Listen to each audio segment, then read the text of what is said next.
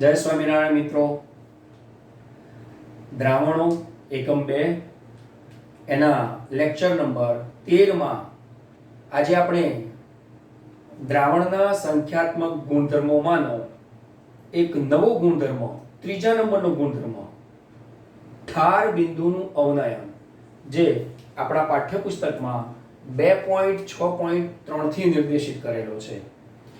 તો મિત્રો, આજે આપણે આપણા પાઠ્યપુસ્તકમાંના 2.6.3 એવો સંખ્યાત્મક ગુણધર્મ કે જે ઠાર બિંદુનું અવનયન કહેવાશે, અને આપણા પાઠ્યપુસ્તકમાં તેને 2.6.3 2.6 એ સંખ્યાત્મક ગુણધર્મ માટેનો તો હતો જ, અને એમાં પહેલો ગુણધર્મ બાષ્પ દબાણનો સાપેક્ષ ઘટાડો, બીજો ગુણધર્મમાં એમાં ગયા 12 નંબરના લેક્ચરમાં આપણે અભ્યાસ કર્યો ઉત્કલન બિંદુનું ઉન્નયન, અને આજે ઠાર બિંદુનું અવનયન 2.6.3 થી અભ્યાસ કરીશું. ડિયર ફ્રેન્ડ્સ, લાસ્ટ ટાઈમ મેં જેમ તમને કીધું હતું કે ભાઈ ઉત્કલન બિંદુ છે તો એની આપણે પહેલા સમજ મેળવવી પડશે. એવી રીતે અહીંયા આજે ઠાર બિંદુની સમજ મેળવીશું. જેમ ઉત્કલન બિંદુનું ઉન્નયન હતું એમ અહીંયા ઠાર બિંદુનું અવનયન છે. મિત્રો, ભણાવતી વખતે અમારી બોડી લેંગ્વેજ જ એવી થાય છે, તમને ખબર પડી ગઈ કે અવનયન ઘટાડો અને ઠાર બિંદુ છે, તો એ તો હવે આપણે વ્યાખ્યાયિત સમજ મેળવવી પડશે. પણ એટલું ચોક્કસ ખબર પડે કે ઉત્કલન એટલે ઉકાળવું, ટુ બોઇલ, અને ઠાર બિંદુ એટલે ઠારણ કરવું, ઠરી જવું, ફ્રીઝિંગ કરી દેવું. એક્ઝેક્ટલી. તો જેમ ઉત્કલન બિંદુ ભણ્યા હતા, જેમ ઉન્નયન ભણ્યા હતા, પછી બંને શબ્દો પરથી ઉત્કલન, ઉન્નયન અને એમાંથી મોલલ ઉન્નયન અચળાંક અભ્યાસ કર્યો હતો અને આગળ સૂત્રો તારવ્યા હતા. તો આજે આપણે એવી જ રીતે ઠાર બિંદુ ભણીશું, અવનયન શું છે તે ભણીશું, એટલે કે ઠાર બિંદુ અવનયન કોને કહેવાશે, અને ત્યારબાદ તેમાં આવા 1 કિલોગ્રામ દ્રાવકની વ્યાખ્યાથી આપણે મોલલ અવનયન અચળાંકનું સૂત્ર તારવી અને દ્રાવ્ય પદાર્થનું નિર્ધારિત મોલર દળ, એટલે કે મોલર દળને નિર્ધારિત કરવાનો અભ્યાસ કરીશું. તો સૌથી પહેલા આપણે ઠાર બિંદુ કોને કહેવાય એનો અભ્યાસ કરીશું. બરાબર? મિત્રો, આમાં પણ આપણે બે શબ્દો એવા યાદ રાખવાના છે. એક તાપમાન અને બીજું છે કે પ્રવાહી અવસ્થા, ઘન અવસ્થામાં સંતુલન. તો બે જ શબ્દો થયા, સંતુલન અને તાપમાન. પણ સાહેબ, આ સંતુલન અને તાપમાન, તો તાપમાનથી સંતુલન પણ કોના વચ્ચે? સાંભળજો બરાબર. જે તાપમાને પદાર્થની, હવે જુઓ અહીંયા પ્રવાહી કે એવા કોઈ શબ્દો આપણે વાપરીએ છીએ, પદાર્થની, કારણ ઘન, બાષ્પશીલ, અબાષ્પશીલ પદાર્થ એ રાઉટમાં ભણી ગયા, અને આજે આપણે એની ચોખવટ થશે, અહીંયા એનો ઉપયોગ થશે. ફરી એક વખતે, જે તાપમાને પદાર્થની ઘન અને પ્રવાહી અવસ્થામાં સંતુલન હોય, એટલે કે જે તાપમાને પદાર્થની, હવે દ્રાવક કે દ્રાવણ આવી ગયું પાછું એમાં, તો જે તાપમાને પદાર્થની ઘન અને પ્રવાહી અવસ્થાઓ સંતુલનમાં હોય તે તાપમાનને, તે પદાર્થનું ઠાર બિંદુ કહેવાય. તો અહીંયા પણ પેલા બાષ્પ દબાણની જેમ બાષ્પ દબાણનો શબ્દનો ઉપયોગ કરી હવે એટલા બાષ્પ દબાણ સુધી પહોંચવા માટે ખરેખર તો દ્રાવક કરતા જ્યારે દ્રાવણ બને છે ત્યારે તેનું ઠારણ થાય છે, ત્યારે ઠાર બિંદુ જે છે નીચા આવનારા છે, એટલે હવે એક નવો શબ્દનો અભ્યાસ કરીશું.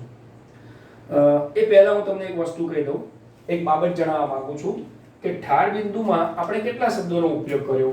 તો કે તાપમાન, પછી કયા બીજા એક શબ્દનો ઉપયોગ કર્યો? તો કે જે તે પદાર્થ. બરાબર? હવે આ પદાર્થની કઈ બે અવસ્થાઓ છે? તો કે ઘન અને પ્રવાહી અવસ્થા. ઘન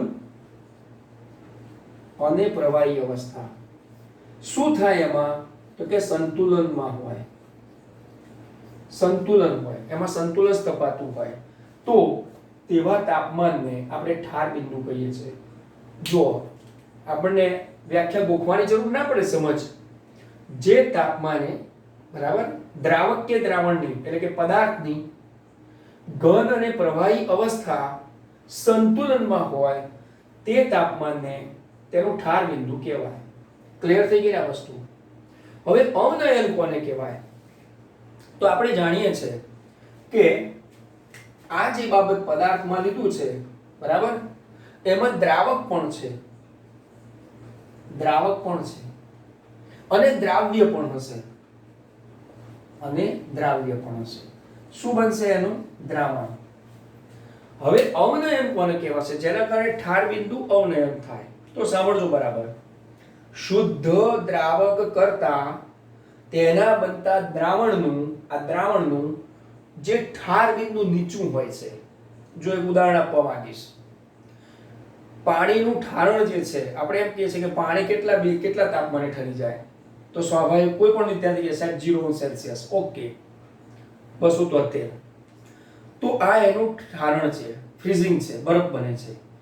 પણ જ્યારે એ પાણીમાં આપણે ખાંડ નાખીએ છીએ અને પછી એને જો ઠારવાની વાત કરીશું તો એનું ઠારણ બિંદુ નીચું જશે, માઇનસમાં છે ને, નીચું જશે. તો દ્રાવણના આ ઠાર બિંદુમાં થતા ઘટાડાને ફેરફાર થયો ને, એટલે આ દ્રાવકનું જે પણ તાપમાન હતું એના કરતા તેમાંથી બનતું જે દ્રાવણ છે એનું તાપમાનમાં કંઈક ફેરફાર થયો. શું ફેરફાર થયો? તો દ્રાવકનું પણ ફ્રીઝિંગનું કંઈક તાપમાન હતું અને દ્રાવણની અંદર પણ ફ્રીઝિંગનું તાપમાન હતું. હવે દ્રાવકને આપણે શું કહીએ છીએ? આ રીતે સ્વાભાવિક 0 કહીએ છીએ બરાબર, અને દ્રાવણ માટે આપણે કહીશું TF. એક્ઝેક્ટલી એવું રાખીએ. તો આ બંને વચ્ચે જે પણ ફેરફાર થયો છે મિત્રો, એ ચોક્કસ આ ફેરફાર દ્રાવ્ય પદાર્થને કારણે થયો છે. ફેરફાર કોને કારણે થયો? તો કે આ દ્રાવ્ય પદાર્થને કારણે થયો. માટે હવે જે અહીંયા આ ડેલ્ટા TF આવશે છે ને, ઓટોમેટિકલી થઈ ગયું. એને આપણે એનું ઠાર બિંદુ અવનયન કહીએ છીએ. એટલે કે શું થયું હશે એમાં? તો કે દ્રાવકનું હંમેશા ઠાર બિંદુ જે હોય એના કરતા એમાંથી બનતા દ્રાવણનું ઠાર બિંદુ નીચું હોય. એટલે સ્વાભાવિક શું થશે? આમાંથી આને બાદ કરવો પડશે. એટલે આપણે જ્યારે સૂત્ર પ્રસ્થાપિત કરીશું તો TF0 TF થશે. સાચી વાત છે, કારણ કે દ્રાવકનું ઠાર બિંદુ હંમેશા ઊંચું હશે. એમાંથી બનતા દ્રાવણનું ઠાર બિંદુ આ દ્રાવ્ય પદાર્થ કે જે અબાષ્પશીલ ઘન પદાર્થને આપણે દ્રાવકમાં દ્રાવ્ય કરીએ છીએ તો સ્વાભાવિક તેના ઠારણ પર પણ અસર થશે, કારણ કે એના બાષ્પ દબાણમાં ઘટાડો થતો હોય છે.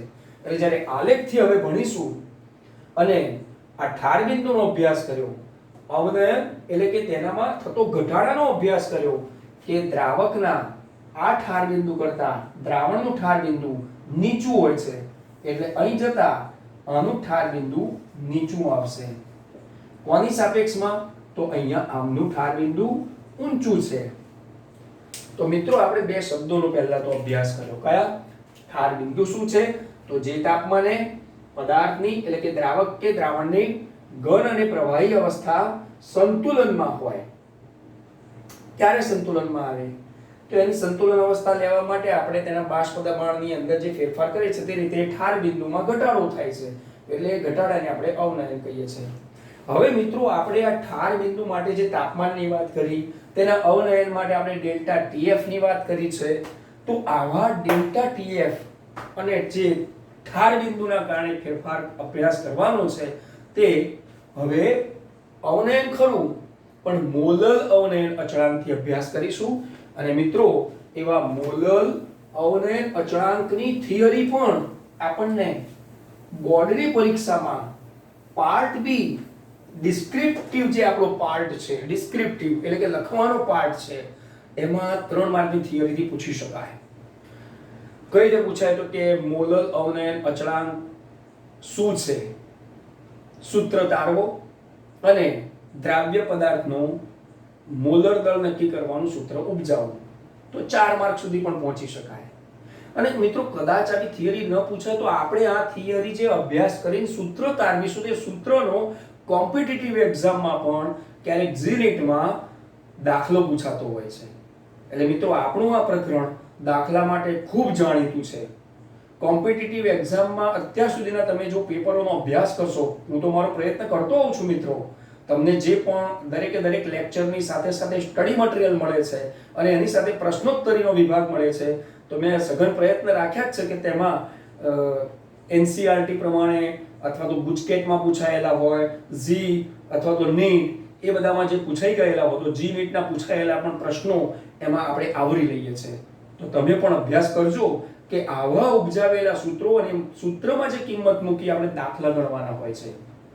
હવે આજના અભ્યાસમાં આપણે ક્યાં આગળ વધવાનું છે? આપણે ભણી ગયા ઠાર બિંદુ શું છે, આપણે ભણી ગયા અવનયન શું છે. તો ઠાર બિંદુ અવનયન કોને કહેવાય એ પણ ભણી ગયા, બરાબર.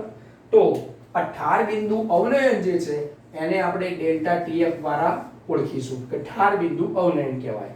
હવે જે આપણે અભ્યાસ કરવાનો છે એ મોલર અવનયન અચળાંક, એટલે કાળી પેનથી હું આપણે જે સૂત્ર તારવવું છે એનો અભ્યાસ લખું છું. મોલર અવનયન અચળાંક. જો મિત્રો, અવનયન શું છે એ તો આપણે અભ્યાસ કરી ગયા. હવે મોલર શું છે એ આપણને ખબર છે. ઉત્કલન ઉન્નયન અચળાંક વખતે પણ મેં વાત કરી હતી કે આપણા દ્રાવણના ચેપ્ટરની શરૂઆતમાં જ મોલારિટીનો અભ્યાસ કર્યો, બરાબર.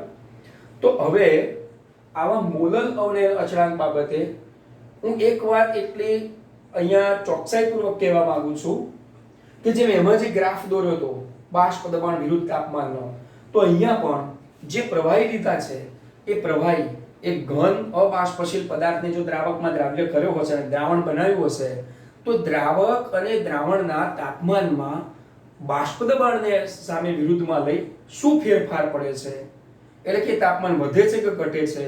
તો અહીંયા ફરી પાછું એક આપણે આલેખ દ્વારા ભણીશું. આલેખ એવું બતાવવા માંગે છે કે અહીંયા આપણે તાપમાનની વાત કરીશું, T ની કેલ્વિનમાં વધારો છે, અને અહીંયા આપણે બાષ્પ દબાણની વાત કરીશું, વધારો થતો હોય છે. હવે મેં તમને વાત કરી કે શુદ્ધ દ્રાવક કરતા, હમણાં જે આપણે વાત કરી કે શુદ્ધ દ્રાવક કરતા તેમાંથી બનતા દ્રાવણના ઠાર બિંદુમાં ઘટાડો, એટલે કે તેનું ઠાર બિંદુ નીચું હોય છે. તો આનો મતલબ એ થયો કે શુદ્ધ દ્રાવક જે છે ને એને આપણે શું કીધું હતું, એનું ફ્રીઝિંગ માટે તેનું તાપમાન ઊંચું હતું. તો સૌથી પહેલા આપણે એ કરીશું કે આ જે અહીંયા એક આપણે લઈએ છે આ તાપમાને એ TF0, આ 0 કહેતા આપણે દ્રાવક લઈએ છીએ, બરાબર. તો આ શુદ્ધ દ્રાવક માટેનું અત્યારે તાપમાન છે. આ આપણે શુદ્ધ દ્રાવક માટેનું તાપમાન લીધું. ક્લિયર? એક્ઝેક્ટલી. હવે શું કરીશું, આપણે આ દ્રાવકની અંદર દ્રાવ્ય પદાર્થ નાખીશું. જેવો એ દ્રાવ્ય પદાર્થ નાખીશું તો સ્વાભાવિક કે એમાંથી જે દ્રાવણ બનવાનું છે, અત્યારે આપણે કોણ છે તો કે આ દ્રાવક છે, એટલે દ્રાવક માટે હું અહીંયા આ રીતનું કરી દઈશ પહેલા, બરાબર. તો આ દ્રાવક માટે છે, અહીંયા બાષ્પ દબાણ છે. ચલો, સ્વાભાવિક છે કે આ બાષ્પ દબાણ છે. તો આ બાષ્પ દબાણ, આ જે પણ બાષ્પ દબાણ છે ને હકીકતમાં એ મિત્રો આ રીતે છે. હવે એ બાષ્પ દબાણને પામવા માટે અંદર હવે પેલું જે ઘટાડો નોંધાયો હશે સ્વાભાવિક રીતે, તો એ ઘટાડો નોંધાય ત્યારે દ્રાવક પણ શું થાય, દ્રાવ્યને કારણે દ્રાવક ઠરી જાય, ઝડપથી ઠરી જાય. દાખલા કે પાણી હોય પણ એ પાણીની અંદર જ્યારે ખાંડ નાખો પછી એનું તાપમાન નીચું હોય તો પેલું જે પાણી છે ને એ પાણી પણ ઠરી ગયેલું છે, એટલે ઠરેલો દ્રાવક કહેવાશે. તો અત્યારે અહીંયા આપણે જે બતાવીએ છીએ તે કોણ છે તો કે પ્રવાહી દ્રાવક માટેની છે આ વાત. હવે પ્રવાહી દ્રાવક પછી જ્યારે આપણે દ્રાવણની વાત કરીશું તો એ દ્રાવણના બાષ્પ દબાણમાં જે પણ એના ઠાર બિંદુમાં ઘટાડો નોંધાશે તો આપણે એને વાદળી પેનથી આ રીતે બતાવીશું. જો એ એના આ દ્રાવણની બાબતમાં આપણે વાત કરીએ તો આટલે આ દ્રાવણ માટે વાત કરીએ છે તો આ દ્રાવણ બન્યું. આ દ્રાવક છે, આપણે લખવાનું જ માત્ર બાકી છે. અહીંયા આપણે આ લઈશું દ્રાવક, પ્રવાહી છે, બરાબર. આ પ્રવાહી દ્રાવક છે. હવે એમાં કોઈ પણ એવો ઘન અબાષ્પશીલ પદાર્થ નાખ્યો એટલે શું બની ગયું તો કે દ્રાવણ બની ગયું. તો આપણે આને લખીશું અહીંયા દ્રાવણ છે. હવે તમે જોઈ શકો છો કે અહીંયાથી આ જે TF0 એ દ્રાવક માટેનું અહીંયા અત્યારે એનું તાપમાન હતું TF0, પરંતુ જ્યારે દ્રાવણ બને છે ત્યારે શું હકીકત થઈ તો જુઓ, ત્યારે હકીકતમાં આપણે એમ કહી શકીશું કે તેના તાપમાનમાં અહીંયા જે પણ તાપમાન લખીશું આ એને આપણે TF કહીશું. તો તાપમાનનો વધારો આમ સૂચવે છે, પણ તાપમાનનો આ તો દ્રાવક કરતા જ્યારે દ્રાવ્ય પદાર્થ નાખીને દ્રાવણ બન્યો છે ત્યારે તેના તાપમાનમાં ઘટાડો થયો છે. ક્લિયર થઈ ગઈ આટલી વસ્તુ. હવે જો આ તાપમાનમાં ઘટાડો થયો હોય તો સ્વાભાવિક એ ઘટાડો કેટલો છે તો જુઓ હવે અહીંયા આ પ્રમાણે ઘટાડો તો નોંધાશે. ક્લિયર. હવે આ જે ઘટાડો નોંધાયો તો આ જે પ્રવાહી દ્રાવક હતો એ પ્રવાહી દ્રાવક ઠરી જશે. ક્યાં ઠર્યો તો એ આટલેથી અહીંયા ઠરી ગયો. જો આ અહીંયાથી ઠરી ગયો આ. બરાબર. તો આને એમ લખી શકાય કે ઠરેલો દ્રાવક. આ ઠરેલો દ્રાવક છે, જે દ્રાવક છે ઠરી ગયું છે. હવે આપણે જે મુખ્ય અભ્યાસ કરવાનો હતો એ એટલો જ છે અહીંયા મિત્રો કે આપણી પાસે જે પણ દ્રાવકનું જે તાપમાન હતું એ તાપમાન કરતા જ્યારે એમાં દ્રાવ્ય પદાર્થ નાખ્યો અને દ્રાવણ બન્યું ત્યારે તેના તાપમાનમાં ઘટાડો થઈ ગયો, એ ઠર્યું છે. આનો મતલબ એ થયો કે દ્રાવણના જે પણ ઠાર બિંદુ કરતા દ્રાવકના જે પણ ઠાર બિંદુ કરતા બનતા દ્રાવણના ઠાર બિંદુમાં કંઈક ઘટાડો એટલે કે તાપમાનમાં ઘટાડો થયો છે. એટલે જે દ્રાવક છે ને એ અહીંયા ઠરી ગયો છે. તો આનો મતલબ શું થયો આ બંને વચ્ચેનો કે ડેલ્ટા TF. આ ડેલ્ટા TF. તો આ ડેલ્ટા TF જે છે તાપમાન વિરુદ્ધ બાષ્પ દબાણ માટે, તો આટલા આલેખ ઉપરથી સ્પષ્ટ નક્કી થાય છે કે ઉત્કલન બિંદુ ઉન્નયનમાં હતું એના કરતા અહીંયા ઠાર બિંદુ અવનયનમાં કંઈક અવળી પ્રક્રિયા થઈ ગઈ છે. એટલે કે જે આપણે TB માંથી T0B બાદ કરતા હતા એની જગ્યાએ અહીંયા TF0 માંથી અહીંયા TF ને બાદ કરવાનો થશે. તો શું થશે? મોલલ અવનયન અચળાંક. તો સાહેબ મોલલ એ તો સ્વાભાવિક છે કે આપણે દળથી કે કદથી જ્યારે દ્રાવક લઈએ તો અહીંયા એવા શબ્દ વાપરી શકાશે કે આપણે જે દ્રાવક લીધો છે તે 1 કિલોગ્રામ છે. બરાબર. એટલે આ દ્રાવક છે એ 1 કિલોગ્રામ છે. હવે એમાં 1 મોલ દ્રાવ્ય પદાર્થ ઓગાળીને, એટલે આપણે 1 મોલ દ્રાવ્ય પદાર્થ નાખ્યો વત્તા 1 મોલ આ દ્રાવ્ય પદાર્થ નાખ્યો અને તેનાથી જે પણ આ દ્રાવણ બની ગયું ને, બરાબર. તો એ જે દ્રાવણ બનાવવામાં આવે ત્યારે ઠાર બિંદુમાં થતા આ ઘટાડાને જુઓ, આ ઘટાડો થયો છે. અહીંયા આ ઘટાડો થયો છે. કોનામાં? તો કે ઠાર બિંદુમાં. તો આ ઠાર બિંદુમાં જે પણ થયેલો ઘટાડો એ 1 કિલોગ્રામ દ્રાવકમાં 1 મોલ દ્રાવ્ય પદાર્થ નાખ્યો ત્યારે જે દ્રાવણ બન્યું ત્યારે દ્રાવણના ઠાર બિંદુમાં આટલો જે ઘટાડો થયો છે તેને આપણે શું કહી શકીશું? તો કે મોલલ અવનયન. જો ઘટાડો થઈ ગયો ને એટલે ઘટાડાને આપણે કહીશું અવનયન. આ અવનયન કહીશું. અવનયન અને અચળાંક. જુઓ તો મોલલ અવનયન અચળાંક કયા સંકેતથી ઓળખાશે? આપણે તારવવાનો છે તે. આપણે એને તારવવાનો છે. એ કયા સંકેતથી? તો હવે એની તારવણી આપણે કઈ રીતે લઈશું? તો જેમ ઉત્કલન બિંદુ ઉન્નયન માટે થિયરી તારવી એવી રીતે અહીંયા હવે આપણે એ થિયરી તારવવાની જો શરૂઆત કરીએ તો આપણે એટલું ચોક્કસ અહીંયા લખી શકીએ કે આપણા માટે ડેલ્ટા TF શું હતો? જો આ ડેલ્ટા TF છે શું હતો? તો ડેલ્ટા TF TF0 TF થશે. ક્લિયર આટલી વસ્તુ? કારણ કે અહીંયા શું થયું? ઘટાડો થયો છે. તો વધારે મૂલ્યમાંથી આપણે ઓછું મૂલ્ય વાત કરીએ છીએ. ધેટ મીન્સ અહીંયા જે છે એ ઘટાડો થયો છે. તો TF0 TF લખીશું. હવે જ્યારે પ્રાયોગિક રીતે મંદ દ્રાવણ એટલે કે આદર્શ દ્રાવણ બનાવવામાં આવે ત્યારે આ ડેલ્ટા TF પ્રાયોગિક રીતે મંદ, જો કૌંસમાં લખવું હોય તો આદર્શ લખી શકાય. આદર્શ દ્રાવણ માટે આપણે શું લખાઈએ છે કે ડેલ્ટા TF જે છે એ પેલા દ્રાવ્ય પદાર્થ લીધો હતો ને 1 મોલ, એવા એના દ્રાવણની મોલાલિટીના સમપ્રમાણમાં હોય છે. દ્રાવણની મોલાલિટી. તો આદર્શ દ્રાવણ માટે આ ડેલ્ટા TF એ દ્રાવણની મોલાલિટીના સમપ્રમાણમાં હોય. હવે જો આ મોલાલિટીના સમપ્રમાણમાં છે, આ વેરિએશન દૂર કરવું હોય તો વેરિએશન પહેલા ઘટાડાથી દૂર થયું. કેમ? કારણ કે 1 કિલોગ્રામ દ્રાવકમાં જ્યારે પણ 1 મોલ દ્રાવ્ય પદાર્થ નાખ્યો ત્યારે જે પણ દ્રાવણ બન્યું તે દ્રાવણના ઠાર બિંદુમાં ઘટાડો નોંધાયો અને એ ઘટાડો નોંધાયો તે મોલાલિટીના કારણે અહીંયા એનો આ ચલાંતરને દૂર કરતા આપણે આટલું લખી શકીએ કે ડેલ્ટા TF બરાબર KF મોલાલિટી. તો અહીંયા આપણે આ મોલને ડેલ્ટા TF KF.m કહી શકાય. કેમ અહીંયા F વાપર્યો? કારણ કે ફ્રીઝિંગ છે, ઠારણ છે, અને માટે આ KF એ મોલલ અવનયન અચળાંક કહી શકાશે. હવે જો મિત્રો અત્યારે આપણે આ લખ્યું છે, તો હવે ઉત્કલન બિંદુ ઉન્નયનની જે થિયરીમાં ભણ્યા તે પ્રમાણે ફરી પાછું જો હું તમને કે અલગ પેનથી લખી બતાવું કે આ મોલાલિટી માટે શું લખીશું? W2 ભાગ્યા M2 ભાગ્યા W1 મલ્ટીપ્લાય 1000. હા એ જ. તો